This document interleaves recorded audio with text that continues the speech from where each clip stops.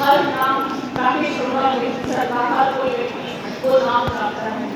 दीवाने, पागल, जो शब्द कहूँ कम थे, ऐसे दिल लगा के उन्होंने आश्रम किया था। मुझे याद है जब आश्रम में विभिन्न परिस्थितियाँ थी, उस समय राकेश सर ने आश्रम को मजबूत कंधा दिया था। मैं खुद को राकेश अरोड़ा सर की रामवती जी को सर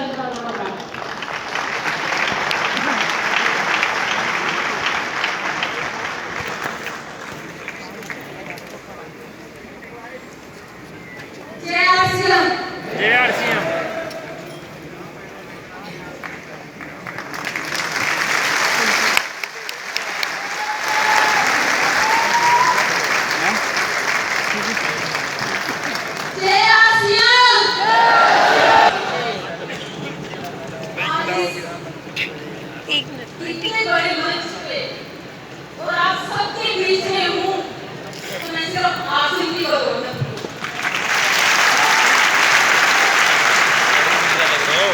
नाम से जिला पंजाब जलंधर से मैं एक एजुकेटेड रिच फैमिली से बिलोंग करती हूँ और इस आसिम को हमने किया नहीं जिया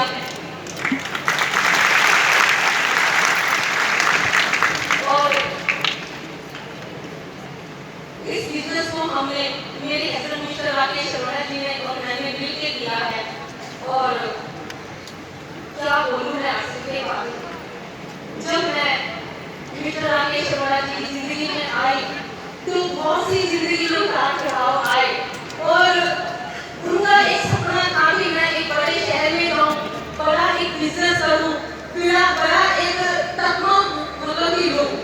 तो हम भी दीन के रहने वाले हैं और हम उस शहर को छोड़कर बड़े शहर में हिसार में आ गए। हिसार से लुधियाना, लुधियाना से जलंधर, मतलब कि जितने शहर हमने बदले उतने काम हमने बदले, लेकिन कहीं से सफल नहीं हो पाए। जब हम फिर लुधियाना में आए तो हमारी जिंदगी में आसिम आया और आसिम आया तो हमने दिन पर रात एक कभी ना आंधी देखी, ना तूफान देखा, ना दिन देखी, ना रात देखी। हमने आसिम को दिल से सीखा और आसिम जब हमारी जिंदगी में आया तो हमने इतनी दिल से सीखा से किया तो पहला चेक हमारे को 13 सुबह का चेक आया और हमारे को विश्वास हुआ कि ये बहुत कुछ दे सकता है। हमने फिर इतना काम किया, इतनी दौड़-धूप की कि हमने दूसरे ही महीने हमने गोल्ड ही और चौथे महीने टेक्निकल का जीत किया।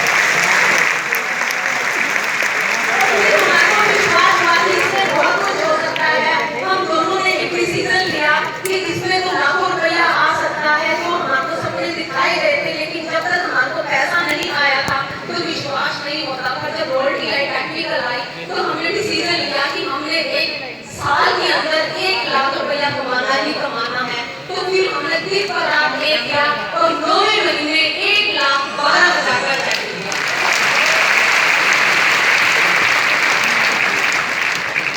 और धीरे धीरे ये मुकाम बढ़ता गया और आज आपके सामने रूबी पिन पे हैं और इतना सब कुछ मिला इस हासिल की वजह से। इज्जत, मान, सम्मान, धन, दौलत, कोठी, बंगला, गाड़ी, हमने 35 लाख की गाड़ी तक ली, बहुत सी गाड़ियां ली, बहुत सा सब कुछ लिया और चलते एक ऐसा मुकाम आया कि भगवान ने हाथ खड़े कर दिए। ना जाने किस पर अचानक मेरे हाथों से मेरे हस्बैंड का चेहरा चला गया और मैं संभाल नहीं पाई। और आप जानते हो कि जब एक घर का मुखिया चला जाता है तो उसकी परिस्थितियां उस परिवार की क्या हो जाती है, भीख मांगने के बराबर हो जाती है कि वो एक औरत अकेली कहाँ जाएगी, काम फैक्ट्री में काम करेगी, भीख मांगेगी, अपने परिवार में जाएगी, अपने बच्चों को लेके कहाँ जाएगी। लेकिन मैं शुक्रिया अदा करती हूँ मिस्टर लोकन छाबड़ा जी का।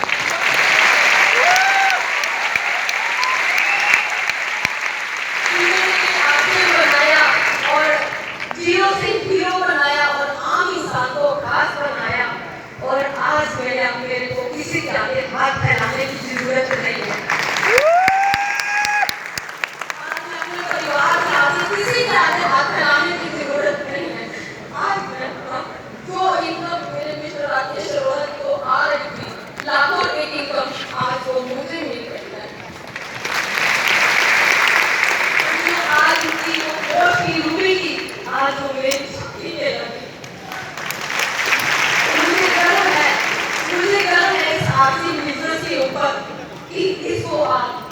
दिल से कहो, सींचो वापस।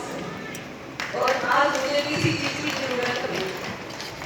और आज पहले मैं अपने मिस्टर राकेश शर्मा जी के साथ आपकी बात पहुंच गई। आज मैं अपने बेटे के साथ जर्नी करना देखता हूँ।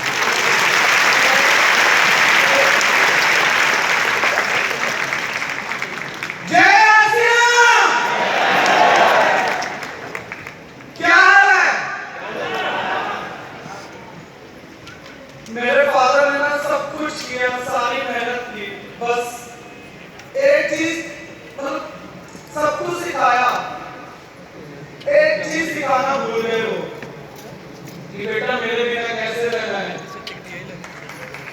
बस ये सिखाना भूल गए मेरे फादर।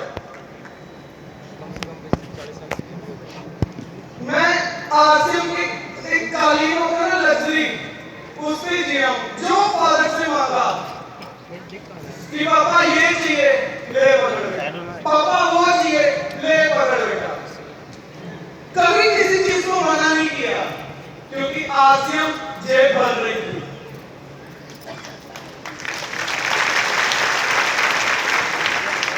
पापा को बोला पापा कॉलेज शुरू होने वाले हैं, स्पोर्ट्स बाइक निकलवानी है 10 लाख की, ले बेटा। बाप एक मतलब मैंने ना कि सुना था कहते जितनी चादर हो ना उतने पैर पसारने चाहिए। शायद कहीं ना कहीं मेरे अगर फादर की चादर छोटी भी पड़ गई ना, उन्होंने जो उनकी शर्ट थी ना उस धागे से वो चादर बड़ी कर दी।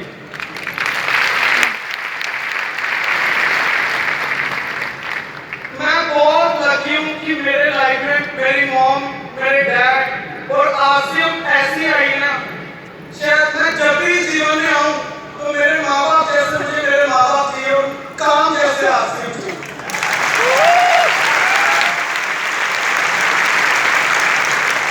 भगवान मत भेजियो यार, नौकरी तो मेरे से होती नहीं क्योंकि कालीन पे पैदा हुआ हूं मैं।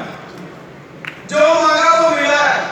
नौकरी वाले के घर भेजेगा, उसने कहना बेटा खुद कर और हमें भी करवा दे, खिला दे। वो मेरे से होने नहीं वाला। अपने पिता के राज में राजा जैसे राम, बादशाह जैसे राम मैं अपने पिता के राज में, और वो भी आसिम पर। धन्यवाद।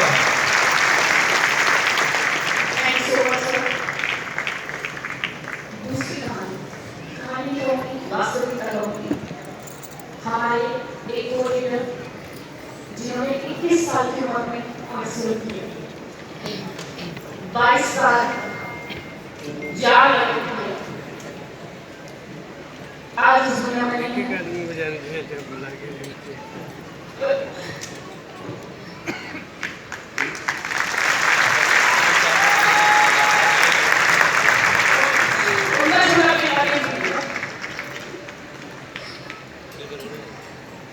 नेक्स्ट मैं आपको बताता हूँ।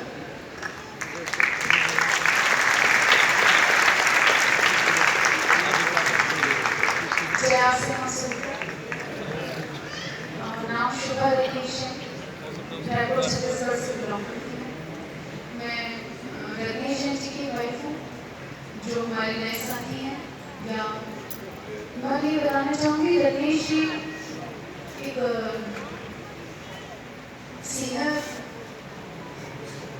सीनियर बोर्ड लीडर थे, सफाई के लीडर थे। और मैं क्योंकि इस बिजनेस की नेक्स्ट जनरेशन हूँ और रत्नेश जी के बाद में मुझे ये पेंटिंग ट्रांसफर की गई।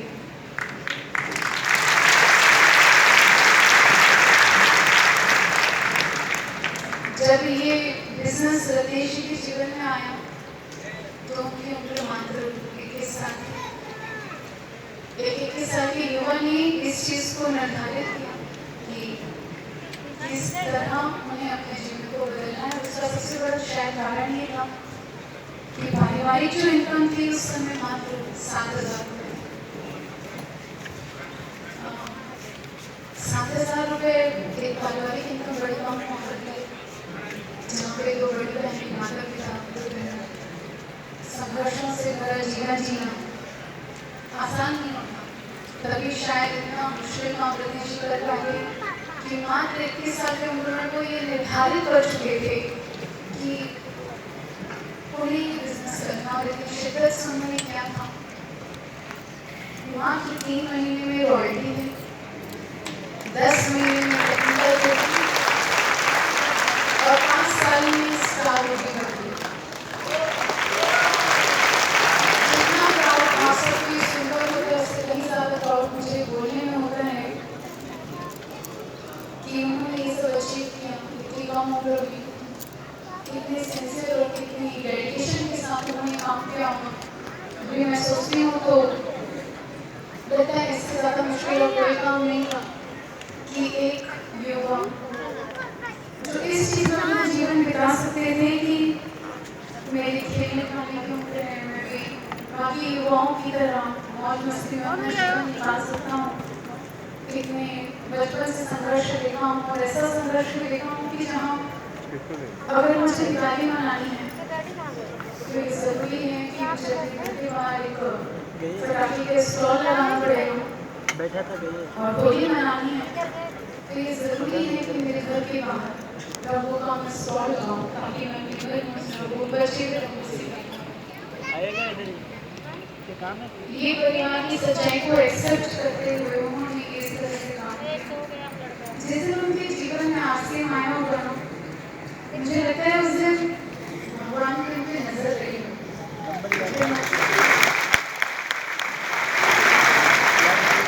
सरस्वती यहाँ बैठी हो जुबान पर, उसके बाद उन्होंने कभी पीछे मुड़कर नहीं देखा।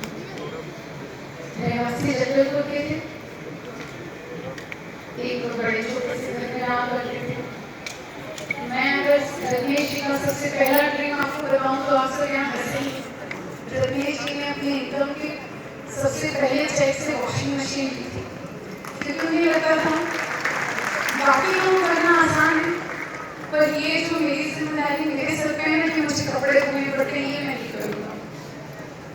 तो उन्होंने अपनी चेक से सबसे पहले अपने घर में वॉशिंग मशीन ली, जो इतने छोटे सपने के साथ चालू करे और उसके बाद अगर वो जबलपुर में सारे घर लिया, गाड़ी ली, बाइक ली, बड़े शौकीन थे। हर बार कुछ चलता रहता था क्योंकि दिमाग में सब करने के वहाँ ले लेने के बाद दिमाग में फिर खुरप आता है कि चलो थोड़ी सी और करे जाए। जबलपुर में तो सब कोई रहता है और रायपुर में मैं आगे बढ़ूँ। उन्होंने 2007-8 में रायपुर शिफ्ट हो गए थे और 2009 में हमारी शादी हुई थी। सितंबर 2009 में ही रत्नेश जी का सफायर लेवल 5 पर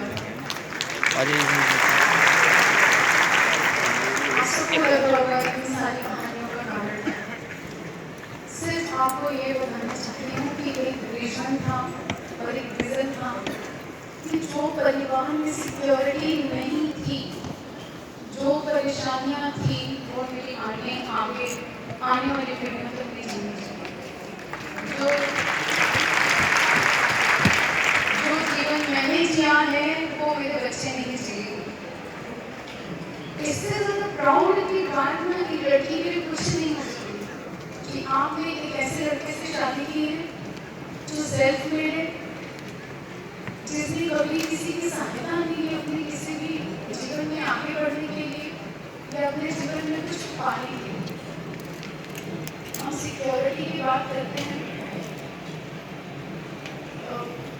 पिक्चर परफेक्ट बोलते हैं लाइफ, मैं उस लाइफ को जी। पिक्चर परफेक्ट लाइफ ये होती है ना जब आजकल हम इंस्टाग्राम में देखते हैं लोग 2-3 मिनट के लिए खुश होकर फोटो खिंचा लिया करते हैं, बाद में बैक टू लाइफ होते हैं, पर हमारी लाइफ में ऐसा नहीं था। पिक्चर परफेक्ट नहीं थी, लाइफ भी परफेक्ट थी। दिसंबर 2023 से पहले अगर किसी को याद रहा होगा कि रत्नेश जी बाहर थे, उनकी एक्सीडेंटली हमारे साथ मिसहैपनिंग हुई है और उसमें उनका कोई दोष नहीं था, सिर्फ कांच को करके कुछ सीधे कदम आगे बढ़े थे।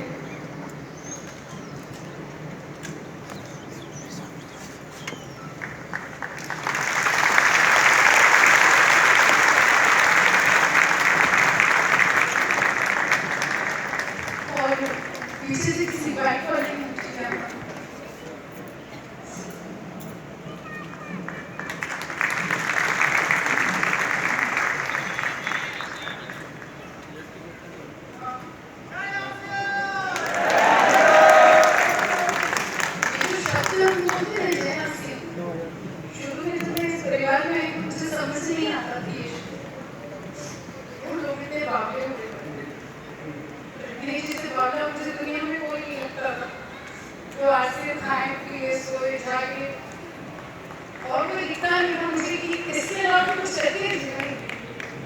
और आज मुझे लगता है अगर ये नहीं किया होता तो मेरा जीवन क्या होता।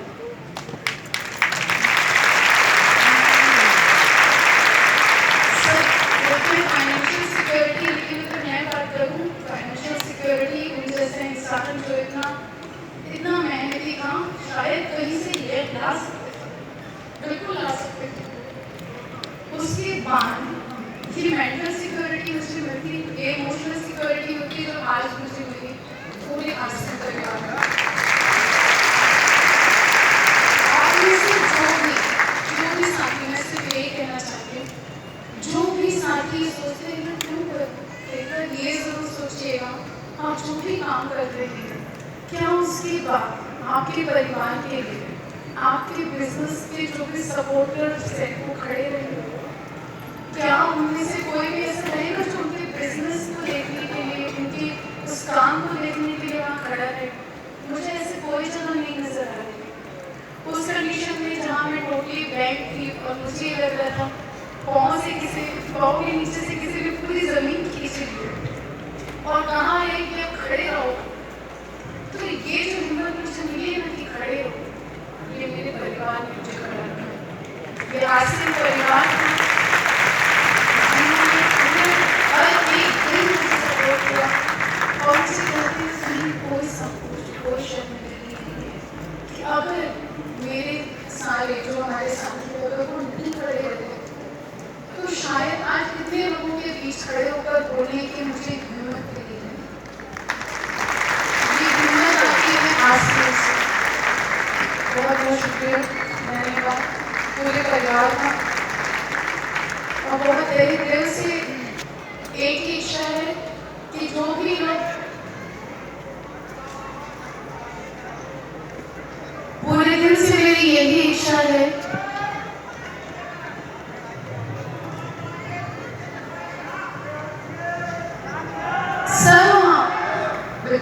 जय आसिफ। इस शब्द को हमें ना सिर्फ बोलना है बल्कि हर एक के दिल तक पहुंचाना है। धन्यवाद।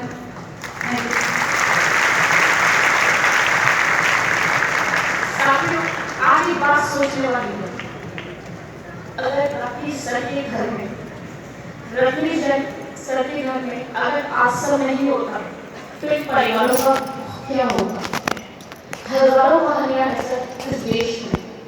आए दिन ये जो चीजें हो रही है हम देखते हैं, हजारों कितने ऐसे परिवार हैं जिनकी दुनिया उलट चुकी है। लेकिन आज सोचने का विषय है कि ये जो कहानी बताई जा रही है ना, ये आश्रम की वजह से आज सुनने वाले हैं आश्रम 7,000 लोग, वरना कोई बाहर कोई सुनने वाला नहीं है। अब मैं आपके सामने एक ऐसे साथी को बुलाने जा रही हूँ जिनसे मैं उनसे पर्सनली मिली थी। डीपीएस के प्रिंसिपल रह चुके हैं पीडी सिस्टम। नॉर्मल टीचर्स को समझ नहीं आता था क्या है सिक्योरिटी। उस व्यक्ति को समझना आया और साथियों में हैरान थी कि ये दुनिया छोड़ने से पहले सर 4 साल बैठे थे किसी हेड इंजरी के कारण, 0 काम और लाखों इनकम आती है। 1 साल में गुजरोगे लाखों इनकम। आज मैं आपके सामने उनके बच्चे को बुलाना चाहूंगी। सर्वप्रथम मैं डॉक्टर मोहित जी को बुलाना चाहूंगी।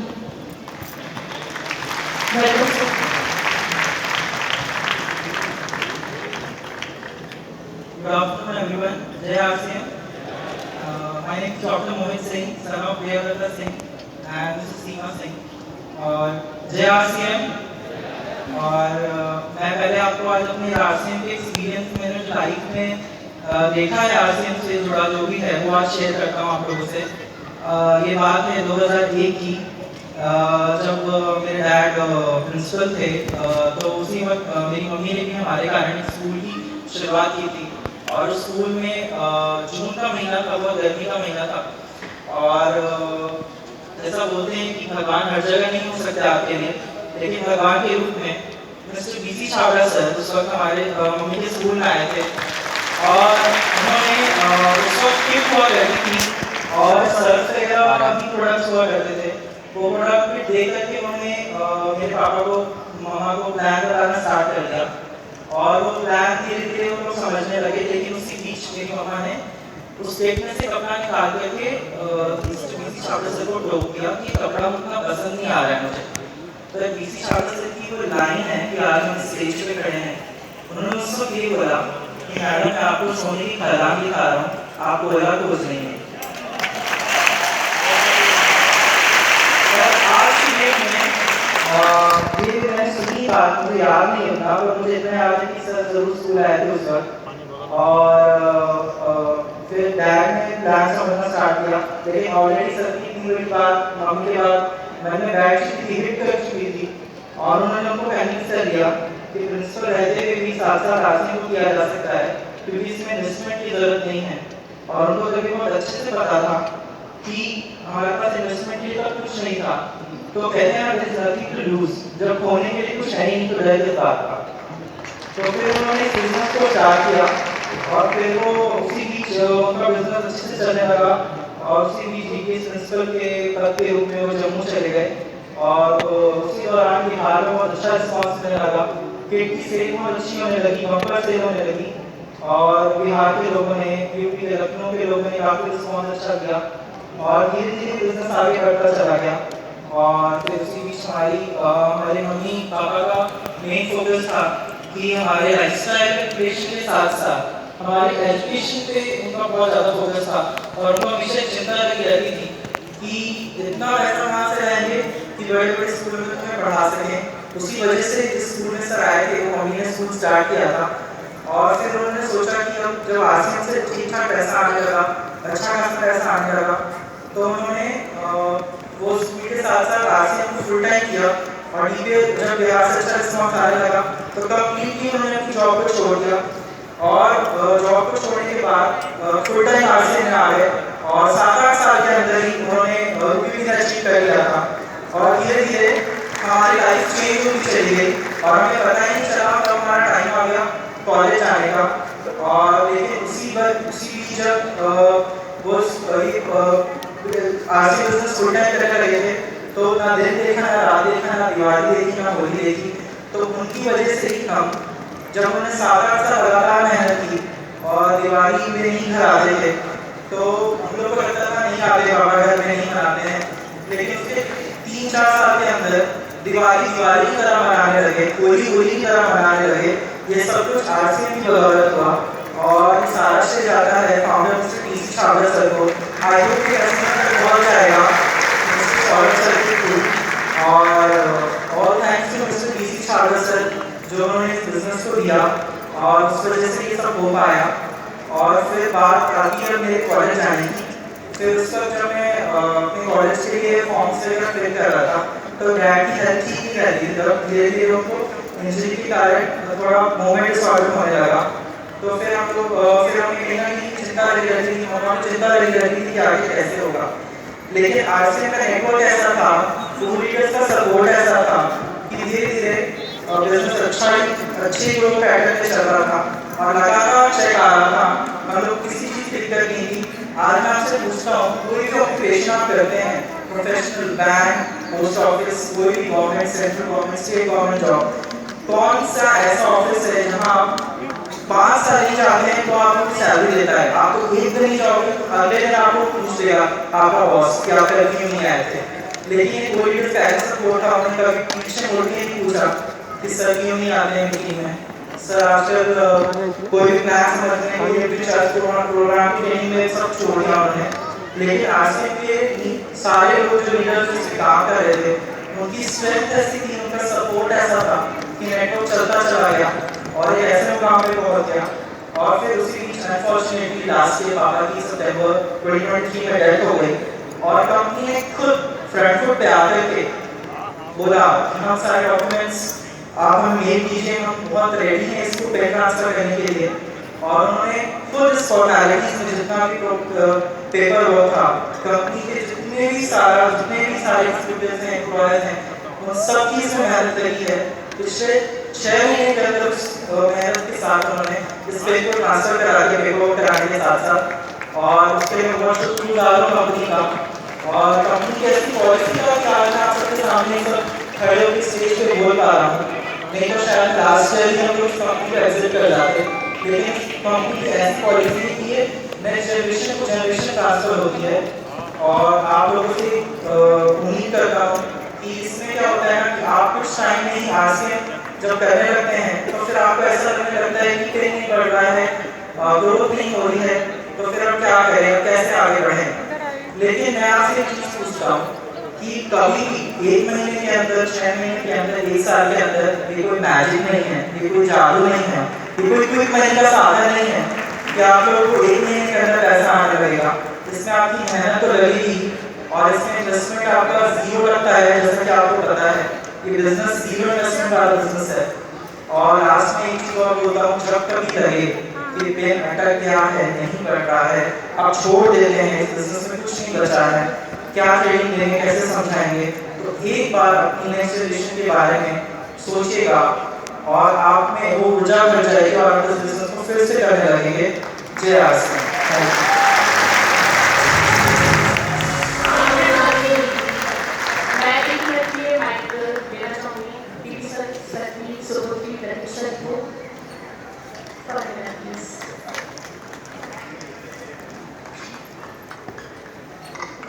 जय आसिम।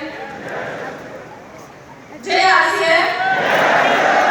कैसे हैं सब? थोड़े लोग बता रहे हैं, आपको अपने बारे में बताएं, मैं अपने बारे में आपको कैसे बताऊंगी। कैसे हैं आप सब? अमेजिंग। मेरा नाम प्रतीक्षा सिंह है। मैं नोएडा में ही रहती हूँ। मेरे पापा का नाम मिस्टर पीवी सिंह, मम्मी का नाम मिसेस सीमा सिंह, दोनों ही राजस्थान से जुड़े हुए थे।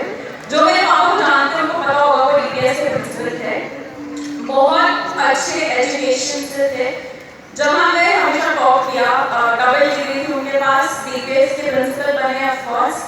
मेरी मम्मी का खुद का स्कूल था, वो भी पोस्ट ग्रेजुएट थी, उन्होंने खुद का स्कूल खोला, वो भी प्रिंसिपल थी।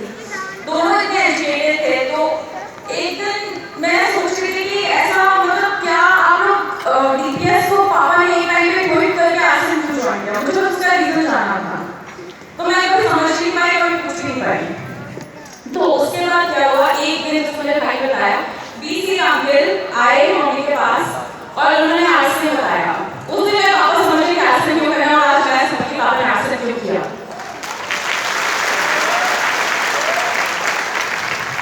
आज मैं सेकंड जनरेशन नाम आप सबके सामने खड़ी हूँ। मैं अपने पापा के नाम के मुंह से नाम सुनती थी, बीसी अंकल का, बीसी अंकल, हरे अंकल का, अरविंद अंकल का, महावीर अंकल का, इन सब का नाम सुनती थी। और आज आप लोगों के सामने खड़े होकर बोलने का मौका मिल रहा है। मुझे लगता नहीं कि ऐसा कोई और कंपनी कभी भी किसी और को ऐसा मौका कभी दे सकता है। प्रोफेशनली भी मैं सॉफ्टवेयर इंजीनियर हूँ। जब मैं छोटी थी, जब क्लास 12 में थी, तो मैंने मम्मी पापा से पूछा कि मैं क्या करूँ आगे। तो मेरे मम्मी पापा ने बोला बेटा जो करना है कर, जो तेरा मन में बन जा। कभी फोर्स नहीं करा कि आसिम करो, कभी फोर्स नहीं करा जो हम कर रहे उसको सीखो, कभी फोर्स नहीं करा कि जो मैंने किया उसको करो। उन्होंने बोला जो बनना है बन जा। तो मेरा जो मन क्या बन गई। तो मैं सॉफ्टवेयर इंजीनियर हूँ बाय प्रोफेशन, और मैंने फिर इंजीनियरिंग कॉम्पिटिटिव एग्जाम्स दिए और सिलेक्शन के बाद मैं बैंगलोर के कॉलेज में चली गई। वहाँ से मैंने बीटेक करी और रिक्रूटमेंट में मेरी फर्स्ट जॉब अमेज़न में लगी।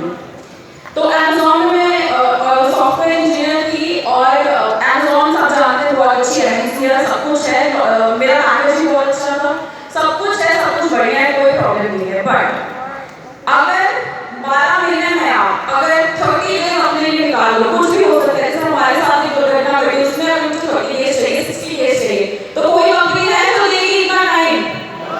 कोई कंपनी है जो पूछेगी नहीं कि क्या कर रहे हो, कहाँ हो, ऑफिस में नहीं आ रहे? है कोई कंपनी ऐसी?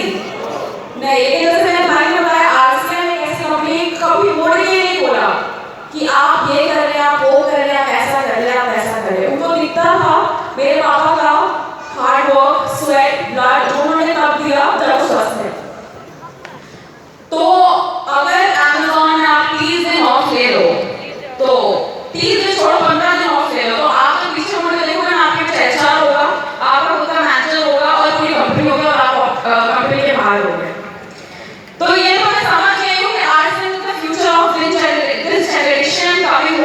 कॉन्ग्रेचुलेशन। और आशा करती हूँ आप लोग को समझ रहे होंगे। कल मेरा बर्थडे है और मेरे को समझ नहीं आता मैं अपने मम्मी पापा से और क्या मांगू, उन्होंने मुझे सब कुछ दे दिया है। मैं अपने मम्मी पापा को बस आज अगर वो सुन रहे होंगे तो उनको थैंक यू बोलना चाहती हूँ और प्लीज से अंदर आप लोगों को थैंक यू बोलना चाहती हूँ। और ये से अंदर तक ये पता बहुत अच्छा रहेगा। थैंक यू हर चीज़ के लिए। Thank you so much Pratiksha. Sir हजारों कहानियाँ ऐसी, लेकिन आज मैं आपके सामने सिक्योरिटी के एग्जाम्पल जो टेक्निकल अबव हैं उनको बुलाना चाहूँगी। वो कृपया मंच पर बताएं। जितने भी साथी टेक्निकल अबव हैं और सिक्योरिटी एग्जाम्पल हैं वो कृपया मंच पर बताएं। और मैं आदरणीय डीसी सागर सर और यूएस प्रेसिडेंट श्री प्रणाम सर को आमंत्रित करती हूँ स्टेज पे। वेलकम एक बार जोरदार तालियां सभी के लिए।